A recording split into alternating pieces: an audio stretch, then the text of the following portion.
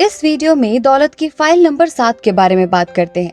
अमीर लोग पॉजिटिव और सफल लोगों के साथ रहते हैं, जबकि गरीब लोग नेगेटिव और असफल लोगों के साथ रहते हैं। सफल लोग दूसरे सफल लोगों को प्रेरणा पुंज की तरह देखते हैं। वो दूसरे सफल लोगों को रोल मॉडल की तरह देखते हैं, जिनसे सीखा जा सकता है। वो खुद से कहते हैं, अगर वो काम कर सकते हैं तो मैं भी कर सकता हूँ। जैसा हम पहले बात कर चुके हैं, मॉडलिंग या अनुसरण ही वो बेसिक तरीका है जिससे लोग सीखते हैं। अमीर लोग थैंकफुल होते हैं कि दूसरे लोग उनसे पहले सफल हो चुके हैं, क्योंकि इस कारण अब उनके पास एक तैयार ब्लूप्रिंट है जिसको वो फॉलो कर सकते हैं और ज्यादा आसानी से सफल हो सकते हैं। पहिए का आविष्कार दोबारा क्यों करना? सफलता के आजमाए हुए अचूक तरीके होते हैं जो लगभग हर इंसान के लिए काम करते हैं, बशर्ते वो उन पर अमल करे। दोस्तों, secrets of the millionaires mind पर रिव्यू का ये 11वां वीडियो है। अगर आपने पहले के 10 वीडियोस नहीं देखे हैं तो पहले वो वीडियोस जरूर देख लें। उन वीडियोस का लिंक इस वीडियो के डिस्क्रिप्शन में है। साथ ही अगर आपने एफर्टलेस जीके के चैनल को अभी तक सब्सक्राइब नहीं किया है तो प्लीज चैनल को सब्सक्राइब जरूर करें। साथ ही दोस्तों, अगर आप शेयर मार्केट में पैसा इन्वेस्ट करना चाहते हैं और अभी तक आपके पास डीमैट अकाउंट नहीं है या बहुत ज्यादा ब्रोकरेज से परेशान है, तो देश के सबसे अच्छे, बड़े और भरोसेमंद ब्रोकरेज फर्म ज़ीरोधा और अपस्टॉक्स का लिंक इस वीडियो के डिस्क्रिप्शन में है। आज ही अपना डीमैट अकाउंट ओपन करें, जहां पर आपका ब्रोकरेज कुछ भी नहीं लगेगा, और ब्रोकरेज लगेगा भी तो केवल इंट्रा डे ट्रेड में, वो भी मैक्सिमम 20 रुपए। इतनी चीपेस्ट ब्रोकरेज रेट और सेफ्टी और कहीं नहीं मिलेगी। तो चलिए शुरू करते हैं। दौलत बनाने का सबसे तेज और आसान तरीका ये सीखना है कि अमीर लोग यानी पैसे के महारथी ये खेल किस तरह खेलते हैं। आपका लक्ष्य उनकी अंदरूनी और बाहरी स्ट्रेटजीज की नकल करना है। इसमें पूरी समझदारी दिखती है। अगर आप उनके जैसे काम कर सके और उनकी जैसी मेंटालिटी रख सके तो इस बात की अच्छी पॉसिबिलिटी है कि आपको उनके जैसे रिजल्ट भी मिलेंगे। अमीरों से उल्टा जब गरीब लोग दूसरों की सफलता के बारे में सुनते हैं तो वो अक्सर उनकी खामियां खोजते हैं, बुराई करते हैं, खिल्ली उड़ाते हैं और उन्हें खींचकर अपने स्तर तक लाने की कोशिश करते हैं। आप भी ऐसे ही बहुत से लोगों को जानते होंगे। सवाल ये है कि अगर आप किसी इंसान को नीचा दिखाते हैं तो आप उससे कुछ कैसे सीख सकते हैं या प्रेरणा कैसे पा सकते हैं।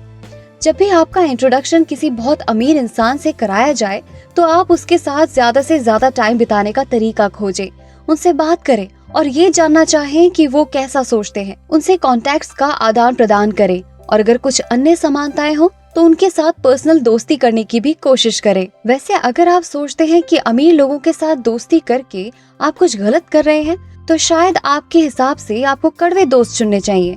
मुझे तो ऐसा नहीं लगता। जैसा कि मैं पहले ही कह चुकी हूँ, एनर्जी संक्रामक होती है और नेगेटिव एनर्जी पाने में मेरी और शायद आपकी भी कोई दिलचस्पी नहीं होगी। कुछ समय पहले ऑथर टी हार्व एकर रेडियो पर इंटरव्यू दे रहे थे और एक महिला ने फोन करके एक बहुत बढ़िया सवाल पूछा। अगर मैं पॉजिटिव हूँ और तरक्की करना चाहती हूँ लेकिन मेरा पति बिल्कुल नेगेटिव है तो मैं क्या करूँ? क्या उसे छोड़ दूँ या फिर उसे बदलने की कोशिश करूँ? मैं क्या करूँ? ऑथर के अनुसार वो अपने कोर्सों में सिखाते टाइम ये सवाल हफ्ते में कम से कम 100 बार सुनते हैं। लगभग हर इंसान यही सवाल पूछता है।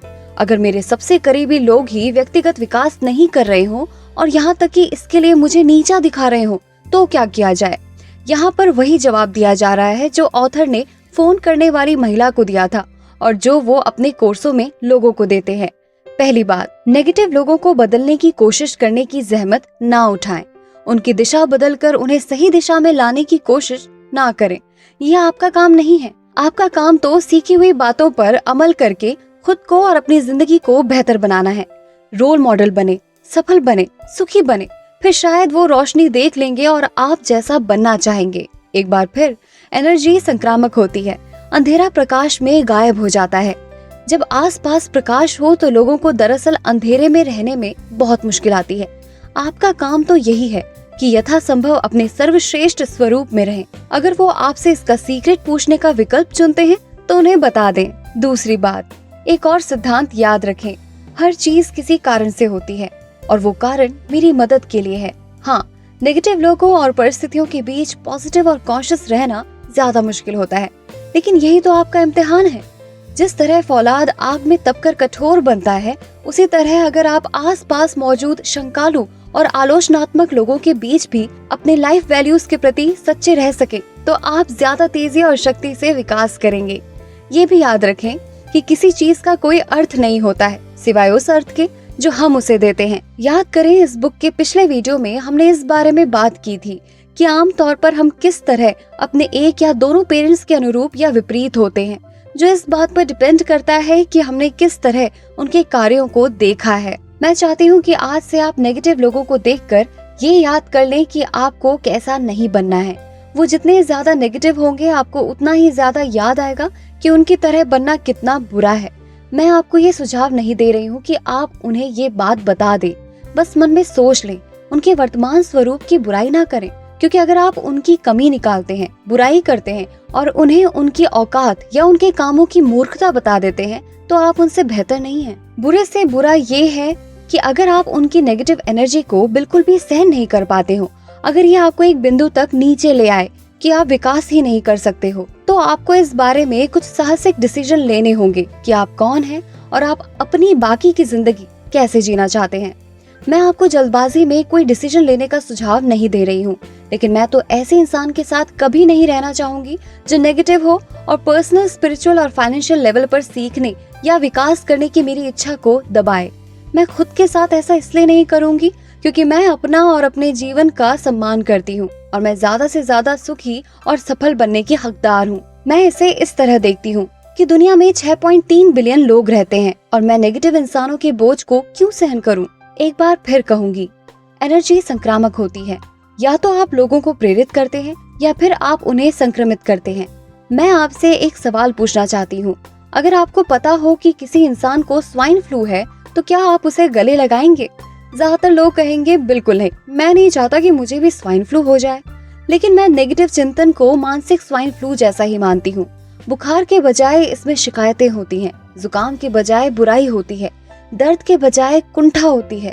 अब क्या आप सचमुच ऐसे लोगों के करीब रहना चाहते हैं? मुझे ये यकीन है कि आपने ये कहावत सुनी होगी, एक जैसे पंख वाले पक्षी एक साथ रहते हैं। क्या आप जानते हैं कि ज्यादातर लोगों की आमदनी अपने सबसे करीबी दोस्तों की औसत आमदनी के 20% के भीतर होती है? इसलिए बेहतर होगा कि आप इस बात पर सतर्क निगाह रखें कि आप किन के साथ रहते हैं और उन्हें सावधानी से चुनें। अमीर लोग सिर्फ गोल्फ खेलने के लिए ही कंट्री क्लब के सदस्य नहीं बनते हैं, वो तो दूसरे अमीर और सफल लोगों से मिलने के लिए वहाँ जाते हैं। एक और कहावत है, आप क्या जानते हैं ये इम्पोर्टेंट नहीं है, इम्पोर्टेंट तो ये है कि आप किसे जानते हैं। जहाँ तक मेरा ख्याल है, आप इससे बहुत अमीर बन सकते हैं। इन शॉर्ट, अगर आप बाजों के साथ उड़ना चाहते हैं तो बतखों के साथ तैरें। आज ही तय करें कि मैं सिर्फ सफल, पॉजिटिव लोगों के साथ रहना पसंद करता हूँ और उतनी ही इम्पोर्टेंट बात ये है कि मैं नेगेटिव लोगों से दूर रहता हूँ। खुद को विषैली स्थितियों से दूर रखने का भी ध्यान रखें। खुद को जहरीली एनर्जी से संक्रमित ना करें। बहस, गपशप और पीठ पीछे होने वाली बुराई को इसी श्रेणी में रखें। इसमें चिंतनहीन टीवी देखने को भी शामिल करें, जब तक कि आप इसे सिर्फ मनोरंजन के लिए ना देख रहे हो। चिंता की बात तो तब है जब टीवी मनोरंजन का एकमात्र साधन बन जाए। अमीर लोग विजेताओं के साथ उठते बैठते हैं, गरीब लोग पराजितों के साथ उठते बैठते हैं। क्यों? ये आरामदेह होने का मामला है। अमीर लोग दूसरे सफल लोगों के साथ आरामदेह रहते हैं, वो खुद को उनके साथ रहने के काबिल मानते हैं। गरीब लोग बेहद सफल लोगों के साथ असहज रहते हैं। उन्हें डर होता है कि उन्हें रिजेक्ट कर दिया जाएगा या उन्हें महसूस होता है कि वो उनकी श्रेणी के नहीं है। खुद की रक्षा के लिए उनका ईगो दूसरों की कमी खोजता है और बुराई करने लगता है। अगर आप अमीर बनना चाहते हैं तो आपको अपने अंदरूनी ब्लूप्रिंट को बदलना होगा और पूरा यकीन करना होगा कि आप हर मिलियनेयर या मल्टी मिलियनेयर जितने ही काबिल हैं। मेरे दोस्तों, मुद्दा मिलियनेयर से दोस्ती करना नहीं है, मुद्दा तो ये फैसला करना है कि आप उनके जितने ही अच्छे और काबिल हैं। मुद्दा तो उनके जैसा काम करना है। मेरी सबसे अच्छी सलाह ये है, अगर आप सचमुच मिलियनेयर को छूना चाहते हैं तो खुद मिलियनेयर बन जाएं। मुझे उम्मीद है कि आप मतलब समझ गए होंगे। अमीर लोगों की खिल्ली उड़ाने के बजाय उन्हें अपना रोल मॉडल बनाएं। अमीर लोगों से शर्माने के बजाय उनसे पहचान बढ़ाएं। ये कहने के बजाय वाह वो कितने खास हैं, ये कहें अगर वो ये काम कर सकते हैं तो मैं भी कर सकता हूँ। और आखिर में, अगर आप मिलियनेयर को छूना चाहते हैं तो आप खुद को छू सकेंगे। दिल पर हाथ रखकर कहें, मैं सफल और अमीर लोगों को अपना रोल मॉडल बनाना चाहता हूँ। मैं अमीर और सफल लोगों के साथ जुड़ना चाहता हूँ। अगर वो ये काम कर सकते हैं तो मैं भी कर सकता हूँ। अपना सिर छू कर कहें, मेरे पास मिलियनेयर दिमाग है। बाकी की बातें टू बी कंटिन्यूड। इस वीडियो के अंत में आपसे एक सवाल है, आप किस अमीर आदमी को सबसे ज्यादा पसंद करते हैं? अपनी राय कमेंट बॉक्स में जरूर दें। तो दोस्तों, ये बातें मैंने आपको secrets of the millionaires mind book से बताई है, जो डिटेल में सिखाती है कि हम कैसे अमीर बन सकते हैं, वो भी लाइफ को एंजॉय करते हुए। अगर आप ये सारी बातें सीखना चाहते हैं तो डिस्क्रिप्शन में जाकर बुक खरीद सकते हैं। और अगर आप इस बुक का अगला पार्ट देखना चाहते हैं तो मुझे कमेंट करके जरूर बताएं।